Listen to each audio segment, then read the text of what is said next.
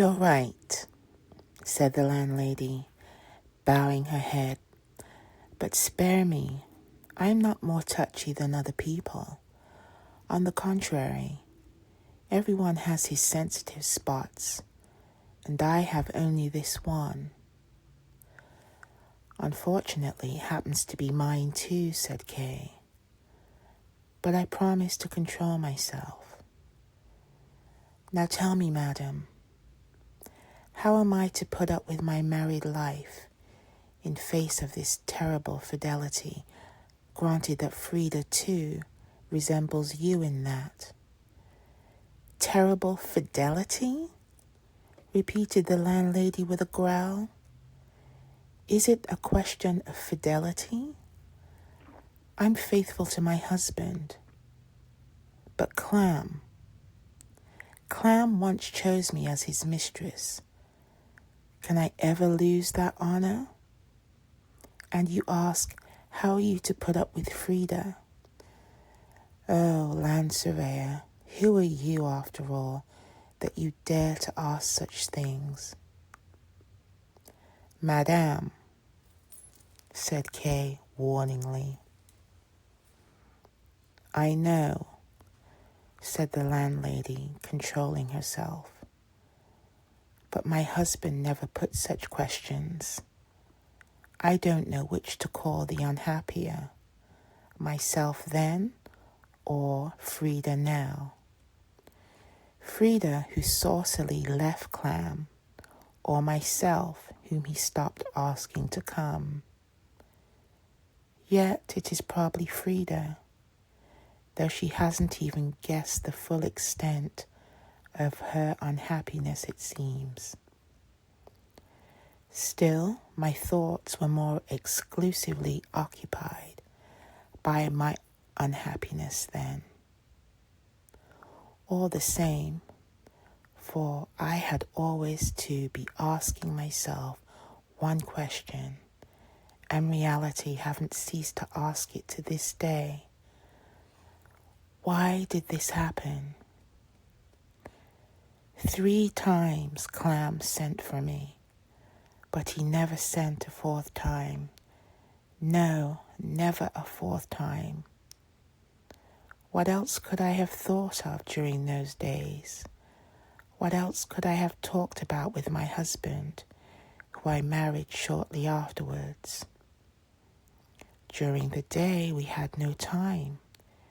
We had taken over this inn in a wretched condition and had to struggle to make it respectable. But at night?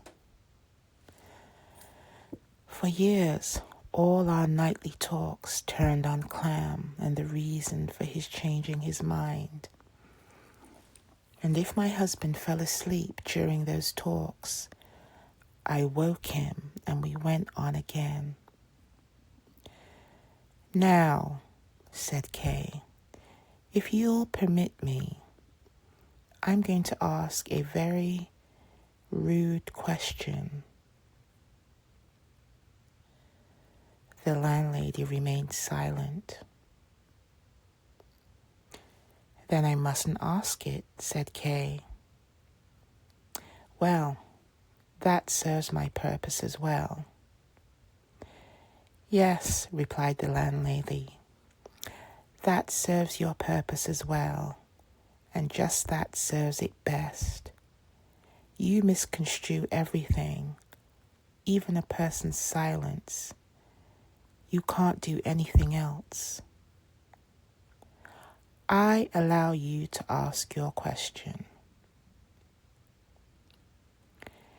If I misconstrue everything, perhaps I misconstrue my question as well. Perhaps it's not so rude after all. I only want to know how you came to meet your husband and how this inn came into your hands." The landlady wrinkled her forehead but said indifferently, "That's a very simple story. My father was the blacksmith, and Hans, my husband, who was a groom at a big farmer's place, came often to see him. That was just after my last meeting with Clam. I was very unhappy and really had no right to be so, for everything had gone as it should, and that I wasn't allowed any longer to see Clam was Clam's own decision. It was as it should be then, only the grounds for it were obscure. I was entitled to inquire into them, but I had no right to be unhappy. Still I was, all the same. Couldn't work and sat in front of our garden all day. There Hans saw me, often sat down beside me. I didn't complain to him, but he knew how things were. And as he is a good young man, he wept with me. The wife of the landlord at that time had died, and he had consequently to give up business. Besides, he was already an old man.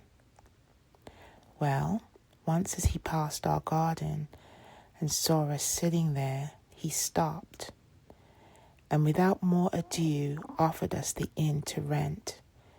Didn't ask for any money in advance, for he trusted us, and set the rent at a very low figure.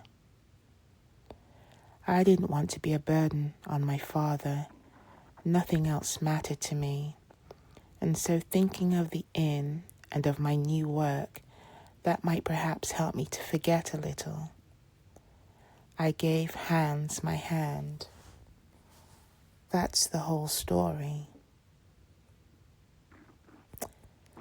There was a little silence. Then Kay said, "The behavior of the landlord was generous but rash. Or had he particular grounds for trusting you both?" "He knew Hans well," said the landlady. "He was Hans' uncle." "Well then," said Kay, "Hans' family must have been very anxious to be connected with you." "It may be so," said the landlady. "I don't know. I've never bothered about it." "But it must have been so all the same," said Kay, "seeing that the family was ready to make such a sacrifice and to give you the inn into your hands absolutely without security." "It wasn't imprudent, as was proved later," said the landlady. "I threw myself into the work. I was strong. I was the blacksmith's daughter. I didn't need maid or servant. I was everywhere, in the tap room, in the kitchen, in the stables, in the yard. I cooked so well that I even enticed some of the Herrenhof's customers away. You've never been in the inn yet at lunchtime. You don't know our day customers. At that time there were more of them. Many of them have stopped coming since. And the consequence was that we were not merely able to pay the rent regularly, but that after a few years, we bought the whole place. And today it's practically free of debt. The further consequence, I admit, was that I ruined my health, got heart disease, and now I'm an old woman. Probably you think I'm much older than Hans, but the fact is that he's only 2 or 3 years younger than me, and will never grow any older either. For at his work, smoking his pipe, listening to the customers, knocking out his pipe again, and fetching an occasional pot of beer, at that sort of work, one doesn't grow old.